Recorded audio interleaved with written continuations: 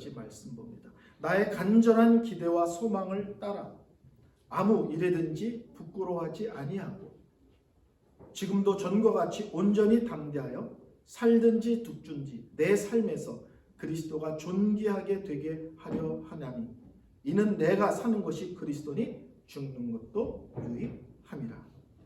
아멘.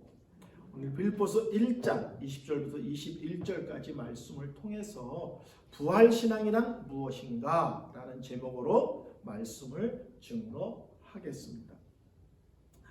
부활신앙이 뭐냐라고 물어보면 아주 간단하게 세 가지로 정리할 수 있습니다. 첫째, 나는 예수님께서 십자가에 달려 돌아가시고 3일 만에 부활한 것을 믿습니다.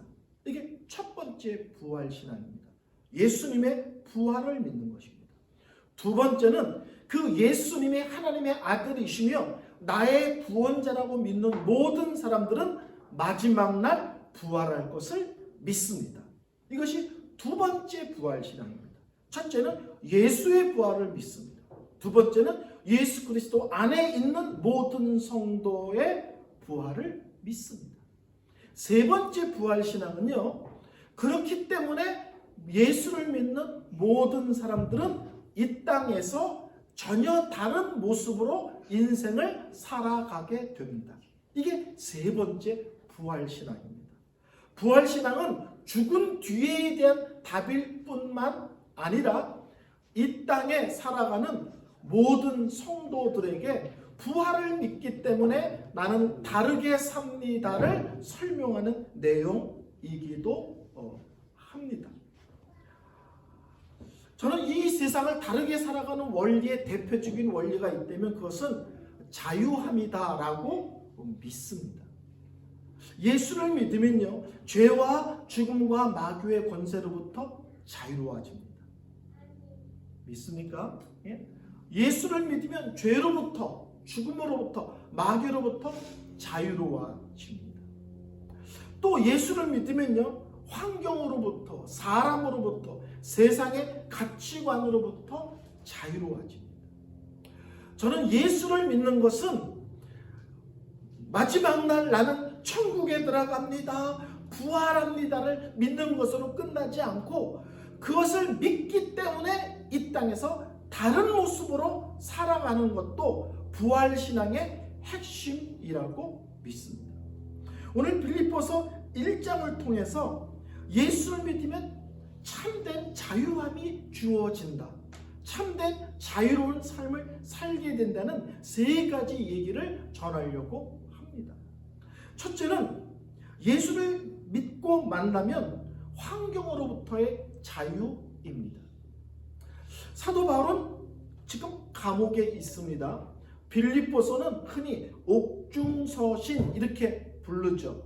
에베소서, 빌립보서, 그 다음에 빌레몬서, 골로새서, 이 네 개의 성경을 옥중서신이라고 합니다.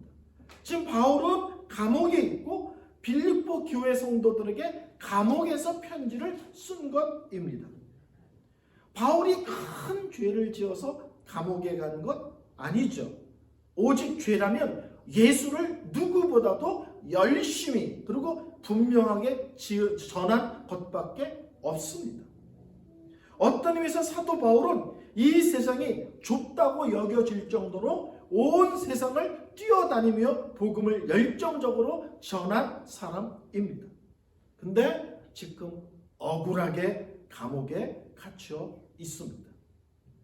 근데 놀랍게도 이 바울 서신을 읽어보면, 옥중 서신을 읽어보면 어디에도 억울하게 감옥에 갇혀 있는 바울이 원망하거나 불평했다는 내용을 눈 씻고 찾아봐도 찾아볼 수 없습니다. 억울합니다. 예수를 위해서 자기 인생 모든 것을 걸은 것밖에 없습니다. 근데 결론이 감옥입니다. 그러면 우리 속에서는 하나님 너무합니다 뭐 이런 거 할 거 하잖아요. 그렇죠? 근데 바울은 그렇지 않고 도리어 이 바울 서신을 읽어보면 감옥에 있는 바울이 쓰는 단어들이 놀랍게도 기쁨이라는 단어, 기도라는 단어, 그 다음에 감사라는 단어를 쓰고 있음을 확인할 수 있습니다. 오늘 빌립보서 1장 3절 4절 말씀을 제가 읽겠습니다. 내가 너희를 생각할 때마다 나의 하나님께 감사하며 간구할 때마다 너희 무리를 위하여 기쁨으로 항상 간구하고. 이 짧은 말씀에서 세 단어가 나오죠. 뭐예요? 하나님께 감사하며, 두 번째 기쁨으로, 셋째 항상 기도하고. 여기서 재미있는 것은 바울의 기도는 하나님 억울합니다 이런 기도 아닙니다. 하나님 나 빨리 감옥에서 나가게 해주세요 이런 기도 아닙니다. 놀랍게도 바울의 기도는 감옥 바깥에 있는, 잘 먹고 잘 살고 있는 바깥 성도들을 위한 중보기도입니다. 우리는 힘들고 어려울 때 문제 해결해 주세요, 여기서 빨리 벗어나게 해주세요, 이 기도가 우리 기도의 모든 것 아닙니까? 근데 바울은 감옥에 있으면서 무엇을 기도하는가? 바깥에 있는 성도, 바깥에 있는 교회들을 위한 중보기도를 하고 있습니다. 예수를 믿는다는 것은요, 예수 믿고 죄사함 받는다, 맞습니다. 예수 믿고 하나님 자녀 된다, 맞습니다. 예수 믿고 천국 간다, 맞습니다. 예수 믿으면 부활한다, 맞습니다. 그것이 끝이 아니라 예수를 믿으면 어떤 환경에 있든지 전혀 다른 차원의 삶을 살 수 있고 살게 된다는 것을 의미합니다. 도리어 바울은 이렇게 얘기합니다. 형제들아, 내가 당한 일이 도리어 복음의 전파에 진전이 된 줄을 너희가 알기를 원하노라. 바울은 감옥에 있으면서 나가게 해주세요 아우성을 치거나 원망과 불평으로 시간을 보내는 것이 아니라 도리어 감옥에서 만나는 모든 사람들에게 복음을 전하는 일에 초점을 맞춥니다.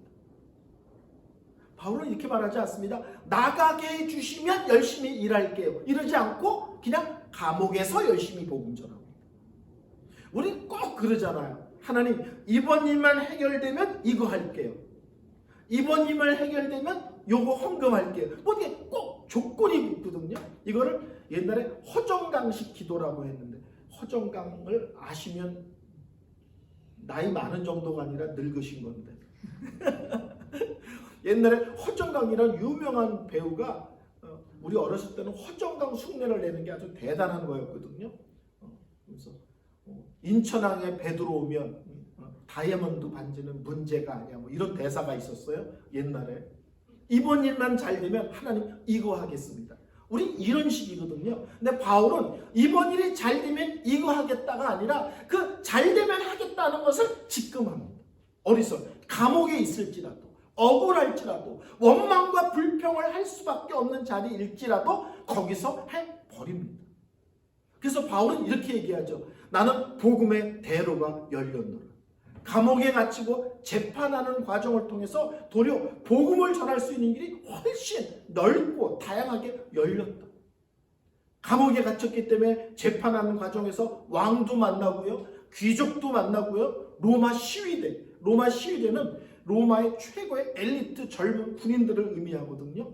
감옥에 있기 때문에 그 사람들을 다 만나서 복음 전할 수 있는 새로운 역사의 장이 열렸도다, 이렇게 이야기를 합니다. 바울은 감옥 안에 있습니다. 근데 빌립보서 읽어보세요, 에베소서 읽어보세요. 바울은 감옥에 갇혔다는 일에 관심을 갖지 않고 나는 지금 예수 그리스도 안에 있다, 여기에 초점을 맞춥니다. 믿음 안에 있다, 은혜 안에 있다, 여기에다가 초점을 맞춥니다. 하나님을 알지 못하는 사람은 환경에 매이고 그리고 환경에 끌려다닙니다. 그러나 정말 예수를 만난 사람, 정말 하나님의 은혜를 깊이 있게 체험한 사람, 나에게 주신 사명이 뭔지, 은사가 뭔지, 직분이 무엇인지를 아는 사람은 그런 것과 관계없이 나에게 허락한 그 자리가 헌신의 자리고 감사의 자리고, 나에게 새로운 어떤 역사를 펼치시려고 이런 자리에 주셨나 하나님 뜻을 헤아리며 분별하는데 초점을 맞추는 삶을 살게 됩니다.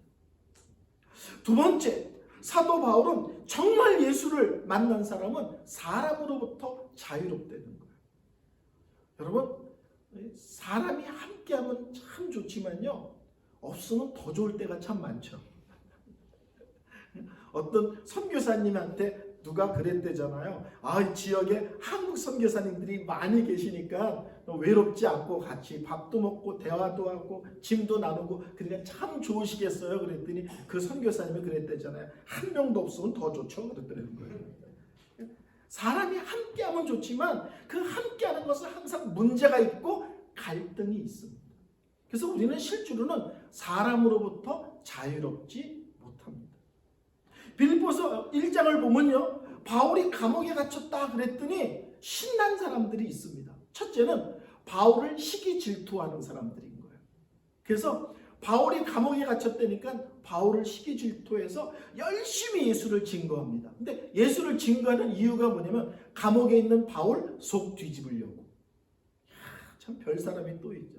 또 하는 사람이 있는데 그 사람들은 누구냐면 바울이 감옥에 갇혔다니까 이번 일에 바울이 없는 동안 내가 좀 주도권을 좀 가졌으면, 내가 좀 영향력을 좀 가졌으면, 이번 일에 내가 바울 대신 목소리 좀 크게 냈으면, 이런 사람이 또 있었다는 거예요.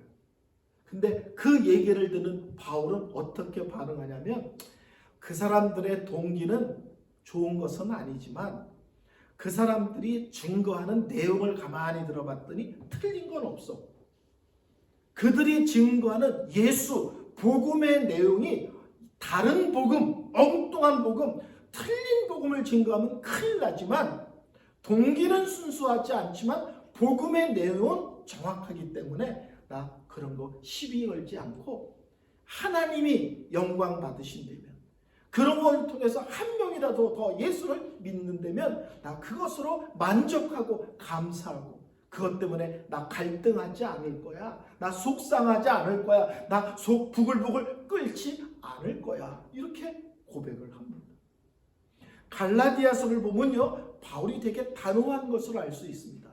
하늘에서 온 천사일지라도 다른 복음을 전하면 저주를 받을지어다, 이렇게 얘기했어요. 천사가 와서 전한다 할지라도 우리 예수님께서 가르쳐 주신 복음이 아니라 다른 복음, 틀린 복음을 전하면 누구든지 저주를 받을지어다. 이렇게 강력하고 분명한 바울이지만 시기와 질투 때문에 또 자기의 영향력을 키우기 위해서 선하지 않은 이유로 열심히 내는 사람들을 가만히 들여다봤더니 복음은 바르게 전하는, 그게 맞다는 뜻이 아니라, 그 사람들의 동기와 행동이 맞다는 뜻이 아니라 바울은 그들이 전하는 예수에 대한 내용이 틀리지 않았기 때문에 나는 그런 거에 신경 쓰지 않습니다. 연연해 하지 않습니다. 갈등하지 않습니다. 내가 좀 잊혀주면 어떻습니까? 다른 사람이 조금 더 영향력이 생기면 어떻습니까? 내 대신 다른 사람이 주도권을 가지면 어떻습니까? 그 일을 통해서 복음이 증거되기만 합니다. 그것을 통해서 예수를 한 명이라도 더 믿는 역사가 일어난다면 나라 그런 거 기쁨으로 감내하고 받아들이겠습니다. 정말 예수를 만나면 사람이 뭐라고 하는 것에 신경 쓰지 않고 딱 이렇게 생각하죠. 하나님이 내 중심 아시는데 뭐, 하나님이 내 결백 아시는데 뭐, 그리고 입을 다물고 묵묵히 참고 견디죠. 교회에서 문제가 생길 때 여러 가지 현상 중에 하나가, 문제가 생길 때 사람들 찾아다니면서 또 전화로 나는 그렇지 않은데요, 변명하고 설명하고 이러다가 보면 거기서 말이 또 붙고, 그렇죠? 거기서 또 오해가 생기고 되게 그렇습니다. 근데 이 믿음의 원리는 간단합니다. 하나님이 내 중심 아시는데 뭐, 하나님이 내 원래 의도를 아시는데 뭐, 그리고 입 다물고 묵묵히 참고 기다리면 때가 되면 하나님이 슬그머니 풀어주시고, 때가 되면 나는 가만히 있었는데 하나님이 직접 그 사람을 높이심으로 모든 것을 잠잠케 하는 역사를 우리가 많이 체험합니다. 바울은 이거에 대해서 왈가왈부하지 않겠다. 복음이 증거되는 것으로만 만족하고 감사함으로 받아들이겠다, 이렇게 이야기합니다. 정말 하나님을, 은혜를 체험한 사람, 정말 예수를 인격적으로 만난 사람들은 사람 때문에 흔들거나 그것 때문에 낙심하고 주저앉지 않습니다. 세 번째, 정말 예수를 인격적으로 만난 사람은 죽음으로부터 자유합니다. 오늘 성경 말씀 23절 24절 보면 바울이 놀라운 얘기를 합니다. 내가 그 둘 사이에 끼었으니, 여기서 그 둘은 죽는 것과 사는 것을 얘기합니다. 차라리 세상을 떠나서 그리스도와 함께 있는 것이 훨씬 더 좋은 일이라 그렇게 하고 싶으나 내가 육신으로 하는 것이 너희를 위하여 더 유익이라. 바울이 두 가지 얘기를 해요. 하나님이 나를 빨리 데려가시면 내가 평생 사랑했던 그 하나님과 천국에서 영원히 함께 사니까 얼마나 감사해. 근데 하나님이 빨리 데려가지 않고 이 땅에서 오래오래 살게 하셔.